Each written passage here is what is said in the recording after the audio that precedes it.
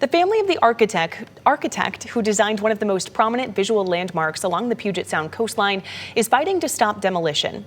A judge is preparing to rule on whether the Masonic Home of Washington in Des Moines will stand. Our news partners in Seattle's reporting on the case is what brought the family forward. Farah Jadrin brings us an update tonight. The sprawling 30-acre Masonic Home of Washington has stood as a Des Moines landmark for a century.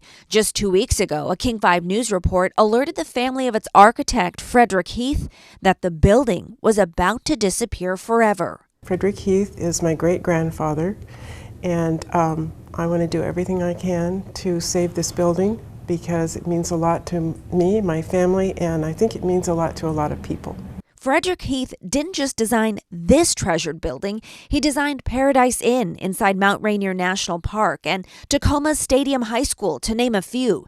His visions and designs are all over the state. It is an extraordinarily beautiful building, and it is worth saving because they don't build things like this anymore. I want my children to see it. I want their children to see it.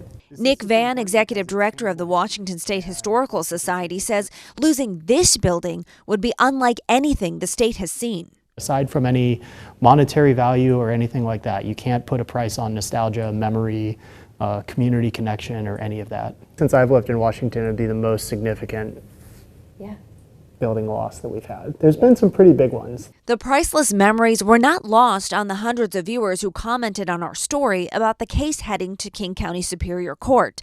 Several brides sent us their wedding photos, reminiscing about their magical day at the Masonic home. But can the building still host big events like that?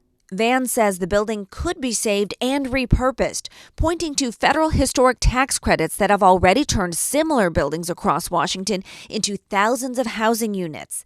In the middle of a housing crisis, he says the math makes sense. You can make an argument that it's the economic value, it's the environmental value, it's the social value, it's the historical value, and it's all of those things together.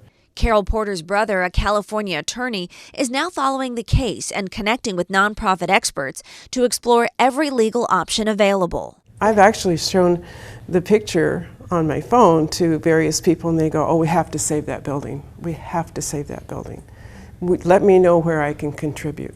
The group behind the demolition permit appeal, Citizens for the Protection of Des Moines Historical Resources, says if the appeal fails, there's still another court to go to.